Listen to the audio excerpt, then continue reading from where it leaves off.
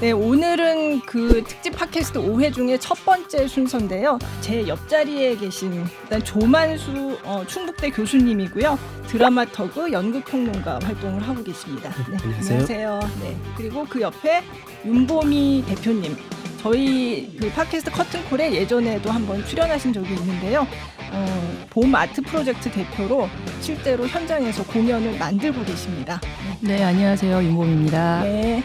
그리고 제 옆에 계신 박병성 더 뮤지컬 국장님. 네, 안녕하세요. 더 뮤지컬 박병성입니다. 네, 제가 취재하면서 자주 뵀던 분이에요. 네, 뮤지컬과 연극 쪽에 현장 굉장히 많이 알고 계시는. 네. 그래서 이런 분들을 모시고 오늘 공연 예술의 영상화, 코로나19 시대의 공연 예술 그런 얘기를 나눠보려고 합니다. 사실 코로나19가 이제 전 세계에 확산이 되면서 뭐 우리나라뿐만 아니라 진짜 전 세계적으로 공연 단체들, 공연장들이 공연 영상을 막 송출을 하기 시작을 했거든요. 그래서 지금도 사실 많이 줄어들긴 했지만 계속되고 있고요. 그래서 그동안 벌써 이런 상황이 지금 몇 달째 지속되고 있는데, 네, 그동안 각 분야별로 말씀을 해주시면 좋을 것 같아요. 네. 저희가 이제 온라인 공연으로 지금 이제 방구석 콘서트라는 타이틀로 아티스트들이 각자의 공간에서 이제 네. 본인이 이제 직접 리사이트를 하고 관객들하고 이제 온라인으로 소통하는 공연을 지난 7월 말까지 계속 진행을 해 왔어요. 네. 그래서 네. 이렇게 하고 있는데 그 와중에도 이제 사실 저희가 이제 진행되는 공연들은 거의 다 공공극장에서 진행되는 공연들이어서 공연은 계속 취소되고 또 문을 잠깐 열었다가 또 취소되고 이런 그렇죠. 상황들이 네. 이제 계속 되다 보니까 저희도 사실 이렇게 오래까지 온라인 공연을 진행을 할 줄은 몰랐거든요. 그렇죠. 그냥 한두 달 하고서는 네. 이제 네. 그치겠거니 했는데 이제 어쩔 수 없이 계속해서 네. 아티스트 분들이 본인을 알리고 또 관객하고 소통하는 그런 온라인 공연을 진행을 해 왔고요.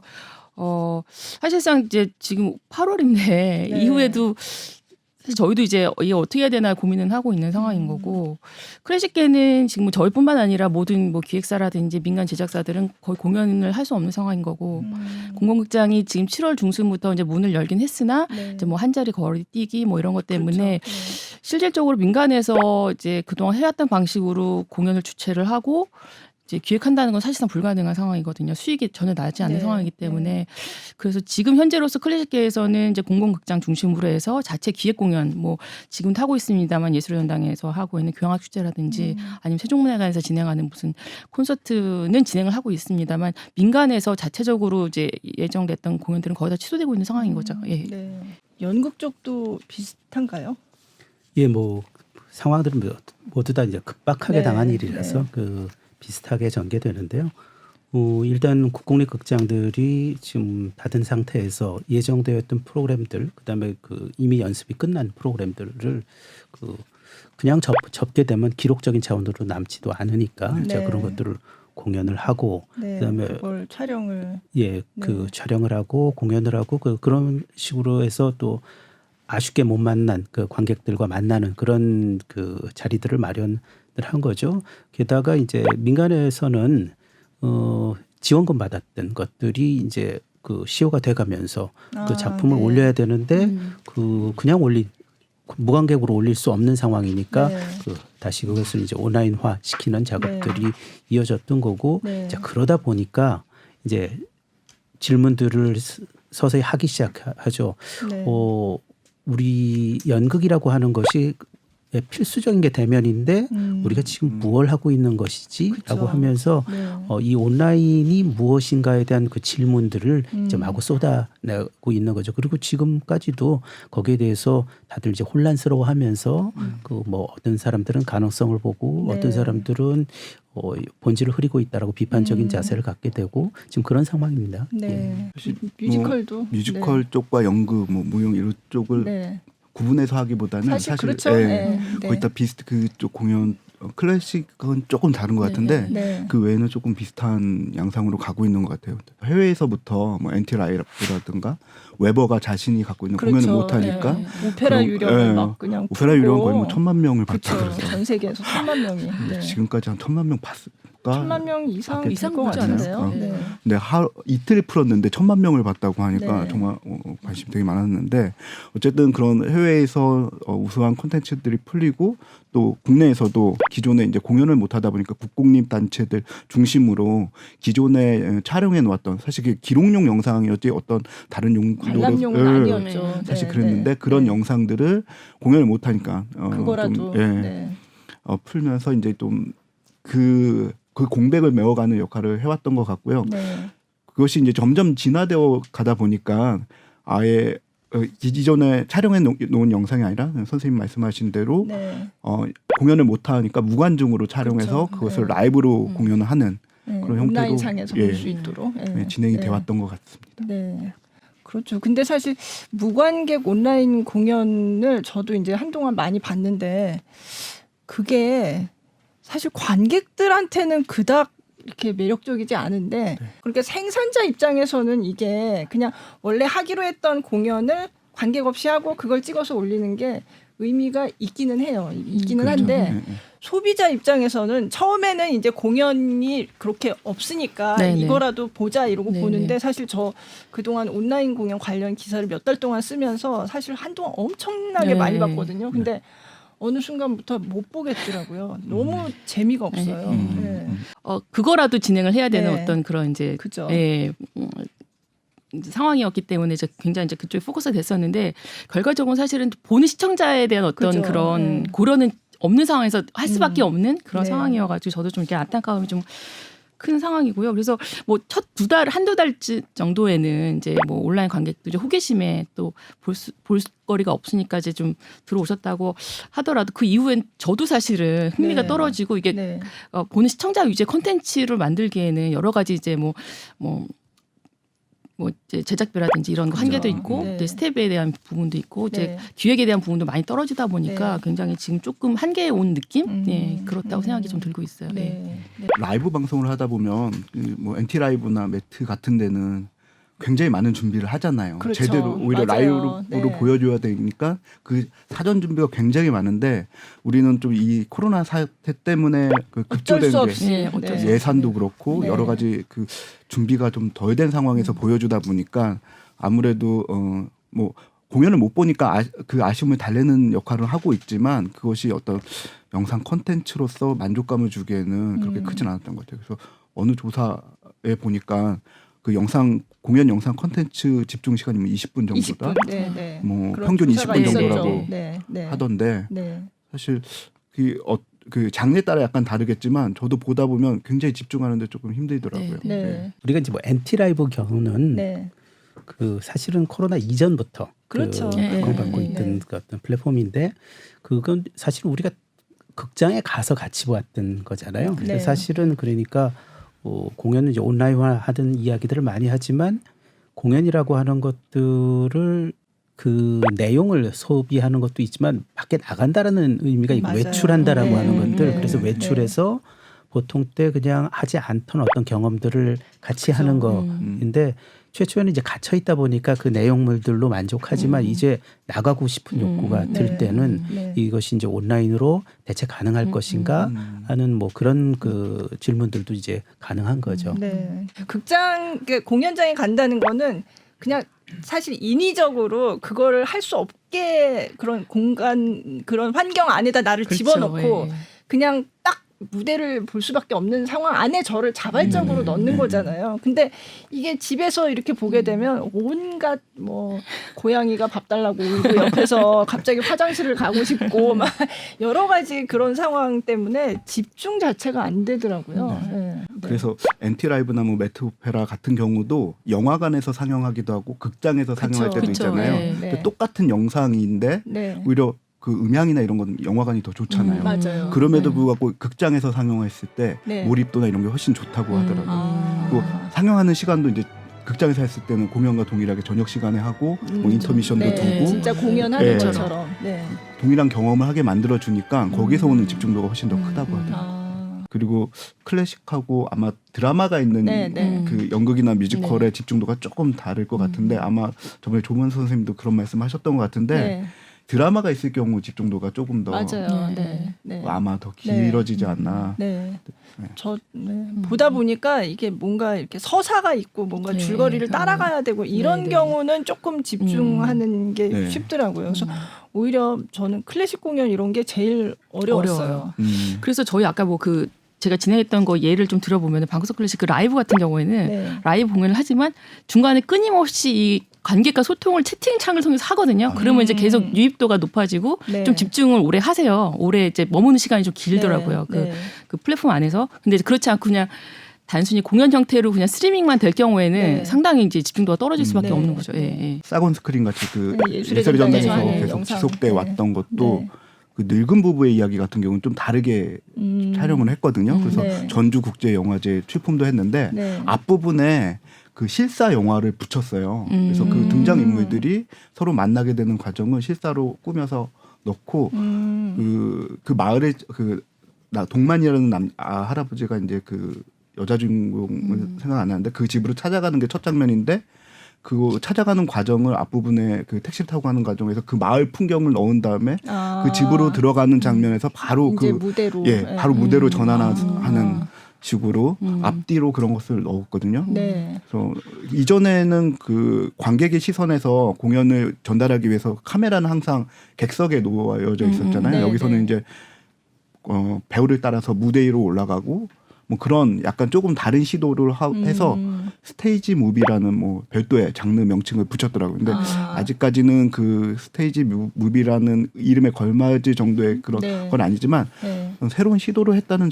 측면에서는 굉장히 좀 주목해서 보고 그런 시도가 좀 더 적극적으로 일어나면 새로운 장르까지도 네. 나오지 않을까 하는 네. 생각이 들었습니다. 그러니까 그렇게 되면 사실은 오프라인에서 우리가 보는 공연하고는 완전히 달라지는 거잖아요. 그렇죠. 연극이나 뭐 이쪽은 어떤 네. 그렇죠. 그냥 객석에 어떤 한 시점에다가 카메라 고정시키고 이제 기록용으로 네, 찍는 네. 것과 이제 우리가 온라인상에서 이것을 소비하기 위해서 그 소비를 자극하기 위해서 만들어내는 것은 전혀 다른 마인드를 가지고 할 텐데 제가 아주 오래 전에 네. 그러니까 지금 코로나 한 10여 년 전에 네. 그 케이블 사업과하고 그 대학로 소극장에 있는 공연을 찍고 싶어 했었어요. 그래서 자기네들 그 컨텐츠로 갖고 싶다. 그러니까 장기적으로 이런 콘텐츠가 그 뭐 IPTV나 뭐 그 미래산업에 도움이 된다라고 판단을 하셨는데 그때 제기된 문제가 지금 소극장에서는 이걸 찍을 수가 없다. 왜 높이가 담보가 되지 않기 때문에 네. 뭐 조명도 그다음에 연극 조명이 아니라 방송용 조명을 사용해서 그 소극장의 세트를 뜯어서 방송국으로 오는 방법을 취하자. 그러면 이제 그 다음부터는 그러면 그거 뜯어서 오고 개런티는 어떻게 하고 굉장히 복잡한 이 상업적인 조건들에 네. 관해서 이야기되고 거기서 이제 상업적인 그 조건들을 적정한 걸 찾을 수가 없게 되는 거죠. 그리고 이전에도 이제 그 양질의 그러니까 공연 컨텐츠지만 영상으로서도 기능하는 작업들을 해온 게 해외에서는 피터브룩 자신이 이제 영화 감독이기도 하고요. 아리안 무누슈킨 같은 경우도 아리안 무누슈킨의 그 부모님이 영화 감독이시기 때문에 이 영화에 대한 갈망이 굉장히 크신 분이에요. 그러니까 그 팀들은 꾸준히 자기들 작업들을 DVD화하고 그래서 공연으로 볼 때 또 놓쳤던 여러 가지들을 이제 영상 속에서 확인할 수 있는 그런 즐거운 경험들을 했는데 다만 이제 우리가 이러한 공연 영상을 온라인화하는 그 방식 속에서 이것의 경제적인 모델은 지금 우리가 갑자기 당한 이 상황에서 찾기가 힘든 거죠. 그래서 지금은 좀 더 잘 만들어야 된다라고 하는 것들 인식하기 시작했지만 당장 다음 시즌에 지금 상황이 또 좋지 않게 흘러갈 경우 온라인 공연으로 대체하는 경우들이 많아질 텐데 실상 사실은 올해 너무 많은 그 지원금이 풀렸기 때문에 내년도 그 공공극장들 예산 10%씩 삭감하거든요. 그러면 이 온라인 공연에 대해서 좀 더 양질의 퀄리티를 가질 수 있는 거 제작할 수 있는 예산이 없지요. 없죠. 그러니까 항상 이 새로운 장르가 태어날 때 그것의 어떤 경제적인 모델을 찾아가는 그 과정이 굉장히 쉽지는 않은 과정일 것 같아요. 이게 제대로 유료화를 할 수 있을까 이런 것도 굉장히 많이 얘기가 되고 있는데 그래도 조금 실험이 있지는 않았나요? 그렇죠. 네. 있긴 있었는데요. 그 해경공 홍 씨 같은 경우는 해경궁옥 씨는 혹시 연극- 약간 영화 같은 건가요? 그렇죠. 영화처럼 찍은 영화가 그 네. 영화관에서 상영을 하고 네. 연극을 완전히 영화 방식으로 촬영해서 네. 보여준 경우인데 네. 네. 그런 경우는 극장에 올렸을 때 40개월 만에 이제 BP를 뽑았다고 하더라고요. 그리고 그거는 그러면 극장에서도 개봉을 하고 했었어요. 예. 그리고 나서는 이제 IPTV나 OTT, 뭐 이런 OTT 이런 기반으로 플랫폼으로 갔을 넘어가서 때 그러면 그거를 본 사람들이 이제 그 동안에 이제 많이 그렇죠. 누적됐으니까 그게 이제 40개월이 걸렸는데 그걸 만든 대표님의 말씀에 의하면 이게 지금 이런 콘텐츠가 많지 않기 때문에 이쪽으로 진입하는 사람들이 많지 않아서 오히려 이렇게 오래 걸렸는데 이런 콘텐츠들이 굉장히 많다면 얼마든지 가능성이 있을 것이고 그리고 거기에 대해 충분히 투자를 할 만한 창투사들이 많다는 거예요. 근데 그런 제작사들이나 그런 데에서 이제 충분히 퀄리티 있는 콘텐츠를 만들기 위해서 어떤 좀 투자를 한다면 충분히 가능성 있는 시장이라고 보고 있더라고요. 그래서 진짜 돈을 내고 내가 이걸 영상화된 이 공연을 봐야 되겠다라는 생각을 들게 하려면 정말 뭔가 달라야 할 것 같은데. 그래서 클래식 같은 경우도 지금 보면은 정말 국제적인 수준의 최고의 슈퍼스타급 분 이제 유료화를 하잖아요. 이제 도이치그라폰 같은 데서도 이미 그 플랫폼을 만들어서 맞아요. 자체 만들어서 지금 한 4.9 유로 하나의 콘텐츠 리사이트를 그렇게 받더라고요. 근데 그런 수준이 아닌 이제 그냥 작은 로컬 시장에서 이걸 유료화할 수 있을 것인가가 사실 지금 이제 당면 과제인 것 같고 이제 그런 공연 형태가 아니면 그러면 이제 다른 형태로 그러면 이걸 유료화를 할 수 있을 것인가. 그러니까 일종의 후원 개념으로 그러면은 이거를 생각을 해서 상업적인 컨텐츠가 아니라 어떤 교육적인 컨텐츠라든지 아니면 예술의 가치를 좀 더 이제 뭐 이렇게 저희가 좀 더 이제 강조한다든지 아니면 예술가를 후원하는 어떤 후원 모델의 개발이라든지 뭐 이런 식으로 해서 그러면은 어쨌든 유료화를 좀 할 수 있을 것인가 하는 게 지금 이제 아티스트들이 갖고 있는 당면 과제인 것 같아요. 제가 국립극단에도 이제 물어봤더니 이거를 유료화를 하면 도대체 이걸 얼마를 받아야 할 것이며 굉장히 고민스럽다 그런 얘기를 하더라고요. 마방진의 리어회전을 네. 이제 플랫폼에 올렸을 때 그 자체로서 유료화됐을 때의 어떤 의미보다는 자신들이 예상했던 것보다 훨씬 더 많은 노출 빈도가 발생했다라는 것에 대해 조금 이렇게 놀라워하더라고요. 그러니까 사실은 우리가 극장에서 만날 때보다 더 많은 사람들을 만날 수 있다라는 것은 분명한 것 같아요.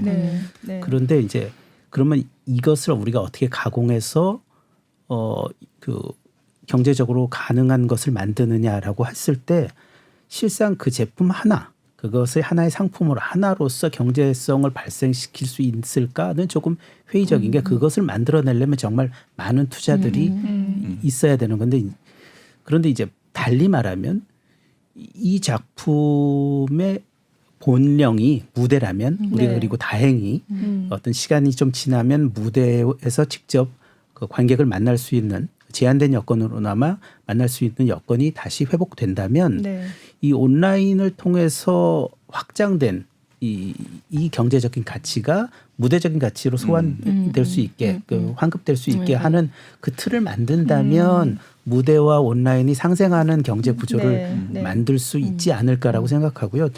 온라인만으로서의 어떤 가치를 만들어내는 것이 그건 쉽지 않은 도전인 것 같아요.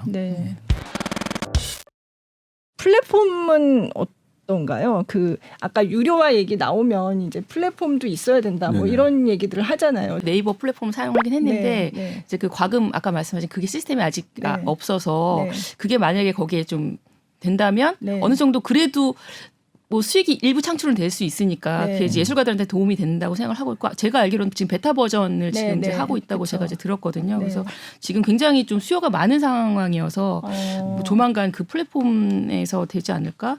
그리고 뭐 네이버뿐만 아니라 사실 유튜브 채널을 갖고 있는 아티스트라든지 아니면 뭐 기획사에서는 자체 유튜브 채널을 통해서 이제 일부 이제 수익 발생을 지금 시키고 있는데 이제 일례로 이제 저희 소속 아티스트는 아니지만 저희 이제 방구석 클래식을 하면서 거기서 약간의 크리에이티브한 특별한 어떤 재능을 지닌 아티스트가 이제 좀 탄생을 했어요. 네네. 그래서 관객과 소통하면서 일종의 약간 뭐 많은 수는 아니지만 팬덤을 조금 창출을 해서 그게 유튜브 자기 채널에 이제 어떤 팬으로 좀 많이 유입이 돼서 그러니까 그거를 온라인 스트리밍이나 이걸 하기 전에는 한 300명 정도의 팔로워가 이제 유튜브에 있었는데 네. 보니까 거의 2,000명이 됐더라고요. 그러면서 이게 그 광고가 그 유튜브 채널에 붙었더라고요. 그 사이에 진짜요? 몇 달 사이에. 그러니까 그런 식으로 어떤 이제 아티스트가 자신의 어떤 그 수익 구조를 일부라도 좀 네. 만들어낼 수 있는 이런 기회가 되지 않았나? 예, 그게 좀 약간의 가능성이 아닐까 이런 네. 생각도 좀 해봤어요. 예. 뮤지컬 랭보 같은 경우에 대만에서 원래 올해 공연하기로 되어 있었는데 모두 취소되고 그 대신에 이 영상으로. 영상으로 네, 공연을 네. 하는 했고 또 이제 뭐 모차르트도 네. 이제 일본에 공연을 일본에서. 한다고. 네. 근데 일본 그렇죠. 같은 경우는 에서 이게 보통 그러니까 뭐 2만 원, 3만 원대였는데 일본 같은 경우는 버전당 거의 이제 6,000엔 정도니까 네. 굉장히 오, 높은데 높은 가격에. 네. 높은 가격에 그 영상 상영을 하더라고요. 어. 물론 이제 랭보는 이제 다른 예지만 모차르트나 지금 그 다음에 뭐 광염 소나타 같은 경우는 네. 아이돌에 준하는 그렇죠. 그런 스타들이 네. 출연하기 네. 때문에 네. 충분히 해외 시장까지 상품성이 있는데 결국 이게 로컬 우리나라 안에서 맞아요. 무언가를 그 영상화하기보다는 글로벌한 네, 시장에 맞습니다. 내놓을 네, 수 있는 네. 상품이 그런 되어야 이게 뭔가 좀 시장이 투자도 할 수 있고 그렇죠. 네. 사업성이 있을 것 같습니다. 근데 사실 이렇게 촬영하고 이게 내가 출연한 영상이 계속 이렇게 유통이 된다는 거에 대해서 그 예술가들은 좀 거부감이 있지 않나요? 어떤가요? 당연히 거부감이 있죠. 왜냐하면 이제 이것이 유통될 때 네. 그럼 이 유통되는 과정 속에서 그 나의 경제적 이익 네. 라고 하는 것들이 담보가 되는 상태에서 이게 이루어진다면 그 조건 속에서 이제 나의 동의 속에서 내가 그것을 동의할 수도 있는 거죠. 근데 내가 그로부터 얻어들이는 것이 없음에도 불구하고 그 나의 초상권은 계속 침해됐고 있고 네, 나의 네. 그것이 그들의 이제 초상권이라고 하지만 그들의 예술 행위 자체가 이제 어떻게 보면 이제 모욕되는 것이라고 받아들일 수 있잖아요. 그래서 이 영상화와 관련된 계약 조건들은 지금 현재 굉장히 예술가들에겐 민감한 그 부분인 것 같아요. 네, 네. 그렇죠. 해외에서도 사실 그닥 좋아하지는 않는 경우가 많다고 하더라고요. 그래서 그 브로드웨이 뮤지컬도 거의 이제 그 공연 그냥 무대에서 하는 공연이 네. 위주고 영상화된 게 생각보다 많지 않은데 예, 굉장히 까다롭게 하고 그래서 요번에 브로드웨이 뮤지컬 VOD 이제 그 서비스가 새로 시작이 됐는데 그것도 코로나가 아니었으면 이거는 안 생겼을 거다. 예, 지금 상황이 이러니까 이제 그런 상황 때문에 이렇게까지 변화가 일어난 건데 그렇게 얘기를 하더라고요. 예. 뮤지컬 같은 경우는 브로드웨이 공연에서 뭐 영상화 하더라도 공연이 완전히 끝났을 때나 뭐 기념 공연 같은 어떤 특별한 그 일회성으로 하는 그런 것들이 주로 DVD로 네. 만들어지고 네. 그리고 그런 그 뭐 브로드웨이 디온드라는 네, 네. 그 온 디맨드. 디맨드. 네, 네. 새로 생긴 데가 그런 네. 곳인데 그런 곳에 올라오는 영상도 보면 과거 그렇죠. 영상 맞아요. 되게 오래된 네, 영상이더라고요. 최신 공연은 좀 없더라고요. 네, 해밀턴 이런 걸 볼 수가 없는 거죠. 근데 아, 근데 관객들은 해밀턴을 맞아요. 보고 싶어 하는데 해밀턴이 네. 저기 디즈니 플러스인가요? 아, 네. 거기서 이제 좀 이렇게 맞아요. 공개가 된다고 해서 그게 좀 화제가 됐었어요. 박 부장님한테 물어보고 네. 싶어요. 네. 그런 영상화가 상업적으로 그 뮤지컬 컴퍼니에게 훗날 이렇게 잠깐씩 그 온라인화되는 것이 상업적으로 장기적으로 도움이 될까요? 아니면 현재로서는 그것이 더 해가 될까요? 전막이 아니면 도움이 될 것 같아요. 네. 그래서 만들어서 적극적으로 홍보를 하기도 하고요. 마케팅용으로 사용하기도 하고 그래서 그런 것들은 굉장히 이제 실제로 그 작품의 어떤 감을 볼 수 있으니까 보여준다면 굉장히 도움이 될 것 같아요.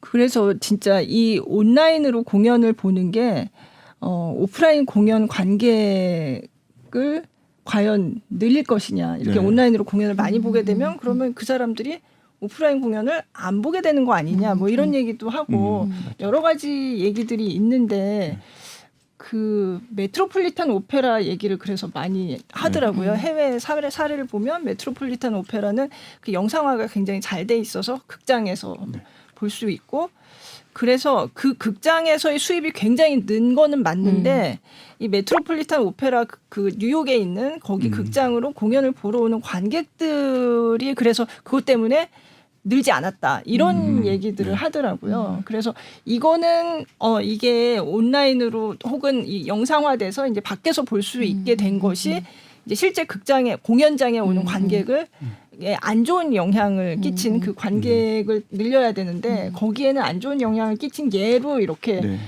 거론이 되는데 또 다른 얘기도 있어요. 그 영국의 그 엔티 라이브 국립극장 그 공연들은 극장에서도 엄청나게 잘 되는데 또 엔티 라이브 실제로 공연장에서 하는 공연도 여전히 굉장히 많은 사람들이 계속 와서 보고 있다는 거죠. 그래서 그게 제가 그래서 이게 왜 이런 차이가 있을까 했더니 이렇게 해석하는 견해가 있더라고요. 그 가격이 네. 오페라는 가격 유인 효과가 그죠? 있을 것 같아요. 예, 예. 예. 메트로폴리탄은 사실은 굉장히 일반 비싸죠. 관객들이 가서 예. 보기에는 고가의 티켓이기 때문에 그쵸. 정말 웬만한 그 경제력이 있지 않으면은 그걸 이제 쉽게 티켓을 네. 사서 가기가 어려운데 아무래도 영국이나 이제 유럽 쪽은 이제 공공극장 성격이 있다 보니까 그쵸. 그 오페라 티켓 가격이 그래도 이제 미국보다는 저렴하거든요. 네. 그러니까 이제 아무래도 그런 유인 효과에 있어서 가격이 굉장히 중요한 역할을 그러니까, 하지 않았을까? 예. 근데 우리나라에서는 아직 그렇게 뭐 본격적으로 유료한 적은 없고 근데 그런 얘기들은 하더라고요. 왜 그 창작 뮤지컬 왜 예, 예, 마리 예. 퀴리 네네, 얘기 네. 있었잖아요. 네이버. 예, 예, 네. 네이버로 그 라이브 방송을 했을 때 네. 뭐 마리 퀴리도 그랬고 이제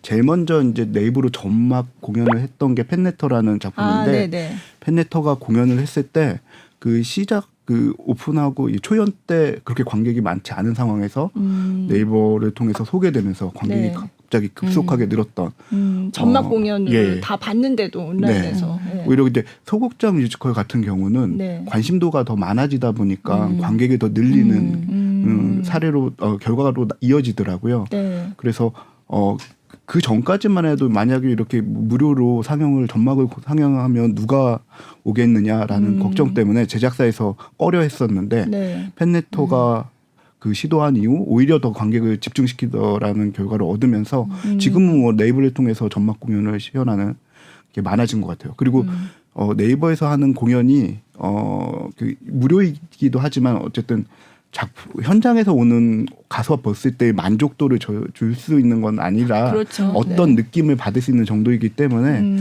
그런 사람들이 더 많아진 것 같습니다. 좋은 콘텐츠를 만들어도 사실상 그거를 유료하기에는 이게 보는 시청자 입장에서는 쉽지는 않다. 근데 이제 아까 말씀하신 것처럼 힘콘 콘서트라든지 저희도 사실 방구석 콘서트, 갈라 콘서트 하면서 맞아요. 펀드레이징 시도를 했었죠. 했는데 네, 맞아요. 그것도 사실 도와주세요. 저희가 네. 어렵습니다라는 어떤 그런 이제 스폰서십 개념으로의 이제 유료화였지 정말 이 콘텐츠가 좋으니 보세요라고 얘기하기까지는 제작하는 과정에서 저희가 좀 부족한 부분도 많고 이제 어쨌든 뭐 연주자 개런티 뭐 또 상당히 낮은 금액으로 저희가 이제 공연을 진행했고 하니까 이제 그런 부분에 있어서는 좀 한계가 있는 거는 분명한 것 같아요. 네. 예. 공연을 촬영한 영상물을 공영 영상이란 말 말고 그냥 별도의 어떤 맞아요. 콘텐츠로서 네. 네. 만들었을 때 저는 경쟁력이 있을 거라는 네. 생각이 들거든요. 네.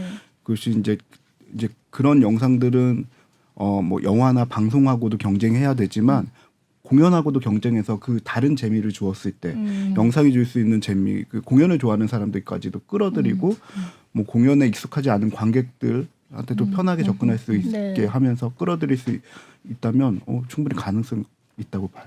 그래서 2019년에 렌트를 네. 폭스 방송에서 네, 제작을 네, 했는데 네. 거기서는 공연장에서 한 게 아니라 별도로 세트를 만들어서 관객을 두고 라이브로 공연을 해서 그걸 촬영을 했었어요. 그러니까 네. 무대 그 한정된 무대에서가 아니라 다양한 굉장히 넓은 공간을 쓰면서 공간을 이동하고 근데 작품이 갖고 있는 본질은 그대로 녹여내면서 네. 연극적인 연출은 또 하고 카메라가 거기도 올라갔었거든요. 네, 어떤 장면에서는 네. 다양하게 찍다 보니까 굉장히 재밌게 저는 봤었어요. 그러니까 기존의 렌트 뭐 그 마지막 공연, 폐막 공연 그 라이브 영상도 있었지만 네. 그 영상에서 주지 못하는 그냥 영상물로서의 재미가 있더라고요. 그러니까 그런 것들이 가미됐을 때 충분히 경쟁력이 있겠다라는 생각이 들었어요. 그런데 일단 이제 우리가 이제 세계화 되면서 네. 이제 사실 브로드웨이나 웨스트엔드의 관객들은 이제 세계화된 관객들이잖아요. 관광객들이고 그쵸. 이제 네. 그들의 이동이 불가하면서 이제 그 산업들이 지금 어려움을 겪고 있는데 네. 또 역설적으로 이제 그 세계화, 그러니까 온라인 상황에서는 세계화된 관객들, 이제 전 세계에 흩어져서 안방에서 볼 수 있는 관객들이 이제 대상이 돼서 활로를 찾을 수 있는 가능성도 있는 거죠. 그런데 이제 중요한 건 이 본령이 무너지고 나면 그 보여줄 게 없잖아요. 그렇죠. 네. 그러니까 사실은 이제 자기 본령들을 네. 이제 네. 지킬 수 있을 때만이 이제 네. 그 콘텐츠가 그 살아남을 수 있는 것 같아요. 그리고 사실 뭐 우리가 한류라고 이야기하면서 우리가 전혀 예상하지 못했던 규모의 산업들이 발생했잖아요. 네. 그러니까 뭐 우리 공연 산업도 뭐 적어도 아시아 시장 안에서 네. 혹은 뭐 멀리 봐서 뭐 세계 시장 안에서 기능할 수도 있겠죠. 이것이 온라인을 어떻게 잘 이 산업을 잘 만들어내면 또 다른 어떤 산업들이 열리는 것은 미래에 하나의 가능성으로 있을 수 있는데 네. 지금 우리가 어떻게 살아남아야 되는지는 그렇죠. 이 온라인이 우리를 살려주지는 않을 거예요. 네. 이제 네. 뭐 그런 걱정이 좀 드네요. 네. 그래서 이 시점에서 중요한 거는 사실상 뭐 연극이라든지 저희 클래식에서는 국공립극장의 역할이 상당히 중요하다고 생각을 하거든요. 그래서 뭐 이제까지는 뭐 계속 폐쇄된 상태에서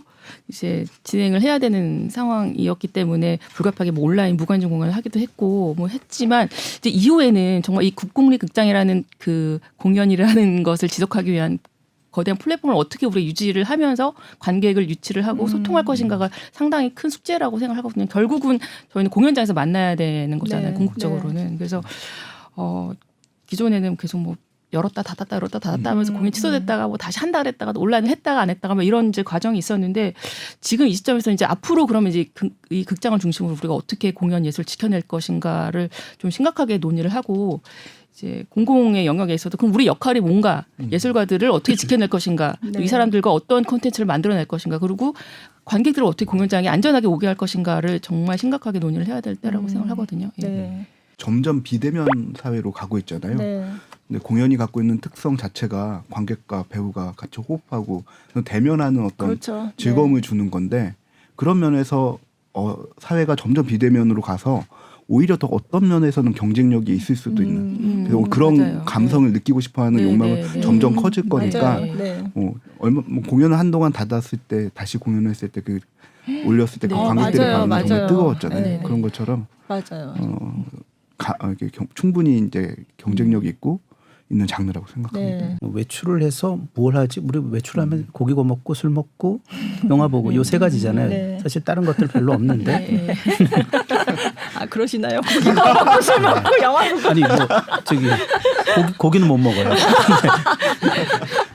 그런데 사실은 근데 뭐 젊은이들 그게 이제 평생의 경험으로 누적되지 않아서 문제인 것이 젊었을 때 뭐 데이트하러 나갔다가 그렇죠. 연극하면 연극 보잖아요. 네, 그죠. 그런데 이제 그것이 삶 속에서 일상화된다라고 하는 것들이 저는 그렇게 희망해 보는 거죠. 이것의 이 어려움 끝에 우리가 공연이 내 삶을 즐겁게 하는 것으로서 항상 옆에 있게 하는 것들이 되지 않을까. 온라인화 얘기하지만 그게 뭐가 있어야 되는 거잖아요. 네, 그게 그렇죠. 예. 기본이 되는 네. 정말 공연 예술 자체가 탄탄히 네, 있어야지만 그 다음으로 이제 뭔가 영상에 대해서도 얘기할 수 있는 그런 거라서 사실 요즘 영상화 지원한다고 해서 뭐 중계 뭐 지원 이런 거 하는데 그냥 그것만 가지고는 저는 그거는 좀 아닌 것 같아요. 예. 일단 그거 이전에 그 중계란 영상에 담기는 게 무엇인가를 그렇죠. 네. 그거를 먼저 생각을 해야 되는 게 아닌가. 예.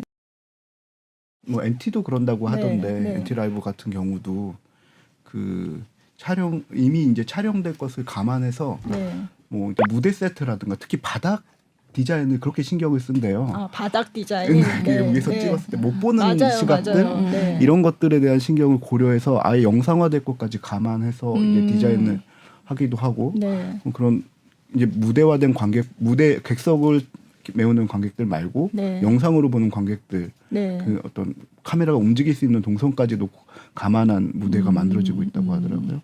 이 공연 콘텐츠라고 하는 것이 뭐 그것이 잘 못 만들어졌든 하더라도 사실 플랫폼 사업자들에게는 그것을 다 모은다라고 하는 것은 네. 그들에게 엄청난 어떤 시장을 열어주는 것은 분명할 것 같아요. 그런데 거기에 참여하는 개개인 네. 예술가들이 네. 그럼 자기 참여의 몫을 다 제대로 플랫폼 사업자에게 받을 다 수 넘길 있느냐. 것인가 네. 아니면 자기를 보호할 수 있는가의 문제가 생기겠죠. 그건 사실 예술가 개개인이 뭐 혼자서 막 투쟁을 하고 풀기는 쉽지는 그쵸, 그거는, 않고 예. 뭔가 전반적인 공연계 전반에서 어떤 합의나 예, 기준이 또 시스템도 좀, 있어야 될 것 같고. 시스템이 좀 예, 마련이 예. 돼야 될 것 같아요. 네. 네.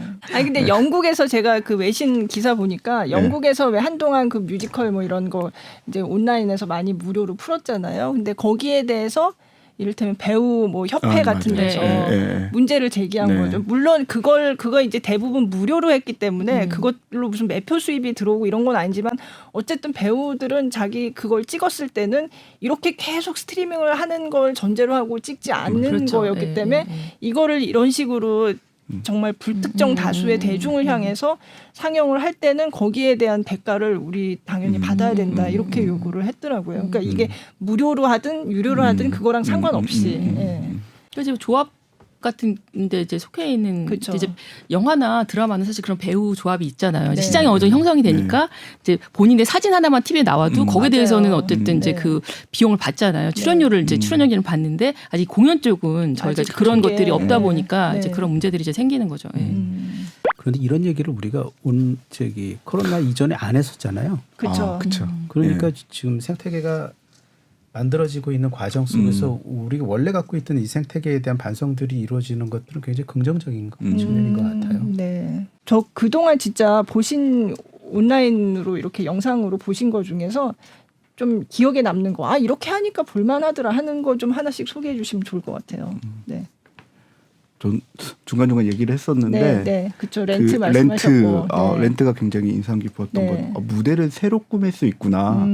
그냥 공연장 무대가 아니라 네. 방송 무대처럼 굉장히 넓게 쓰면서 이 작품의 특징을 잘 보여줄 수 있는 무대를 만들고, 그러니까 어떤 네. 영화적인 요소를 가져오면서 또 관객을 두고 라이브로 하니까 관객들과 그 호응이 느껴지는 거예요. 배우들과의 호흡이. 네.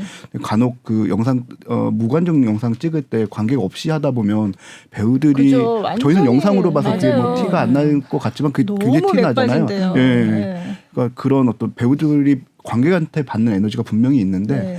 렌트는 그런 게 굉장히 잘 느껴졌어요. 그래서 저런 방식이 굉장히 공연의 영상화에 유효하구나라는 걸 느꼈습니다. 네.